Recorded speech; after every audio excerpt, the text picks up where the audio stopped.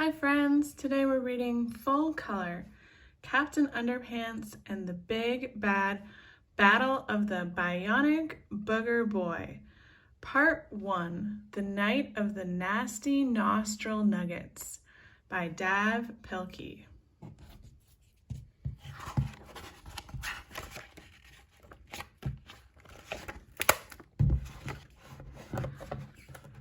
Hi everybody, and welcome to another one of our disastrous misadventures. Before we get started, check out this comic book to get the full scoop on our story so far. George and Harold proudly present The Awful Truth of Captain Underpants, a Treehouse Comics production. Once upon a time, there was two cool kids named George and Harold. We demand, me too. They had a mean old principal named Mr. Krupp. Grrr. Hey, Bubs, blah, blah, blah. One time, Mr. Krupp punished George and Harold. You have to obey my orders. So they got a 3D hypno ring and hypnotized him. No way! You must obey us now. Okay. They made him think he was a superhero. You are now Captain Underpants. Yes, sir. It was supposed to be a joke. Ha ha ha ha. Tra-la-la. But it got carried too far. I will go fight crime now. Window. Way too far. Hey, come back here, Bob. Tra-la-la. Then one day he got attacked by a dandelion. Help! Don't you hate it when that happens? So George stole some superpowered juice from a UFO. Ouchie! And gave it to him. Down the hatch, glug, glug, glug. Suddenly, he got superpowers. Hey, I can fly now. I rule. Oh, great. Bummer. Nowadays, whenever Mr. Krupp hears anybody snap their fingers, snap, he turns into you-know-who. Tra-la-la! Uh-oh, not again. And the only way you can stop him is if you pour water on his head. What the? Then he turns back into Mr. Krupp. Hey, what's the big idea, Bubs? So whatever you do, don't snap your fingers around Mr. Krupp, okay? The end. Chapter 1, George and Harold. This is George Beard and Harold Hutchins. George is the kid on the left with the tie and the flat top. Harold is the one on the right with the t-shirt and the bad haircut. Remember that now. Please wash your hands after using the toilet. George and Harold's grades in school were much like whales in the ocean. They rarely rose above sea level.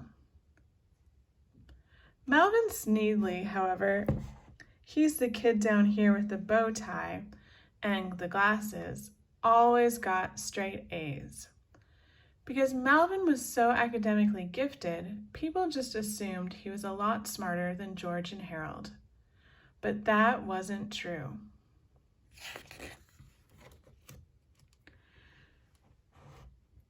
You see, George and Harold were every bit as smart as the straight A students, but in a different way, in a way that couldn't be measured by quizzes or worksheets. Please wash your hands in the toilet. Maybe George and Harold couldn't spell very well or remember their multiplication tables, Perhaps their grammar weren't no good neither. But when it came to saving the entire planet from the nasty forces of unrelenting evil, there was nobody better than George Beard and Harold Hutchins. It's a good thing that George and Harold were smart enough to get themselves out of trouble, because their silliness was always getting them into trouble. In fact, one time it got them into a really snotty situation. But before I can tell you that story, I have to tell you this story. Chapter 2, Squishies Part 1. It was demonstration speech day in Miss Ribble's 4th grade English class. Every student had to give an oral report demonstrating how to do something. First up were Tim Bronsky and Stevie Loopner, who demonstrated how to give a speech that they hadn't prepared for. They got a D-. Demonstration speeches.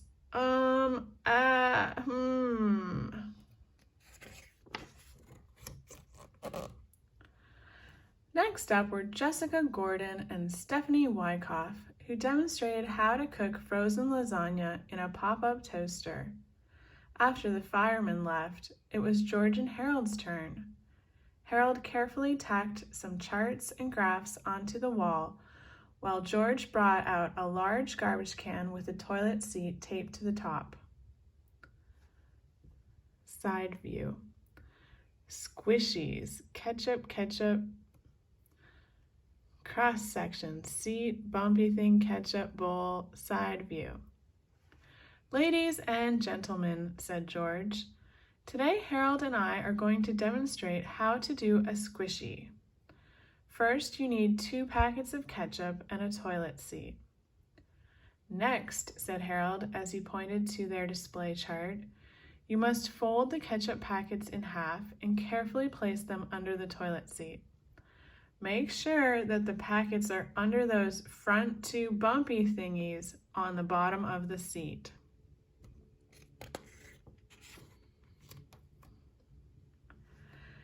Now, once the ketchup packets are in place, said Harold, all you have to do is wait for somebody to sit down on the toilet seat.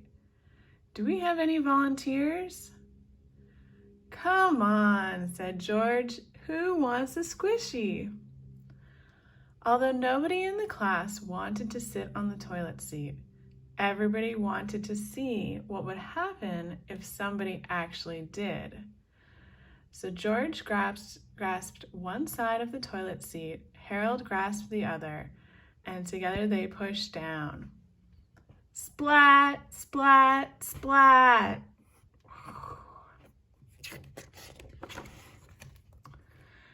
Everyone in the class was thrilled, except for the 2 kids sitting directly in the front of the toilet seat, who were somewhat less than thrilled. Hooray for squishies! The children shouted. Now, normally George and Harold's teacher, Miss Ribble, would have been very angry about this particular demonstration speech. She would have yelled on and on about imitatable behavior and how it's not nice to spray ketchup into people's underwear. But Miss Ribble had changed quite a bit since the last book, and now she was all about fun. Come on, kids, shouted Miss Ribble. Let's all run to the cafeteria and grab some ketchup packets. Squishies for everybody! Hooray! Cried the children as they bounded from their seats and dashed toward the classroom door.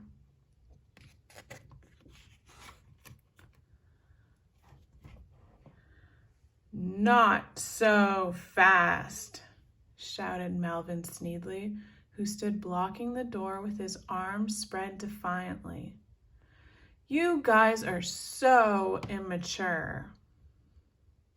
Chapter 3, The Combinotron 2000. Melvin Sneedley, the school brainiac, was not about to let anybody leave the classroom until he had given his demonstration speech. "We still have 15 minutes left before lunch," said Melvin, "and that's just enough time for me to demonstrate my new invention, the combinotron 2000. "Aw, man," whined Melvin's classmates.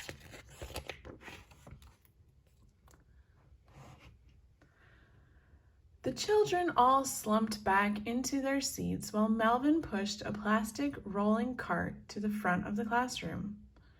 On top of the cart were a hamster, a small robot, which Melvin had built himself, and a strange-looking contraption shaped like an ice cream cone. "Today," said Melvin, "I will demonstrate how to turn an ordinary hamster into your very own bionic cyber servant." Melvin placed his pet hamster, Sulu, at one end of the cart and his tiny homemade robot at the other end. "I shall now combine this ordinary hamster with this tiny robot using the combinotron 2000.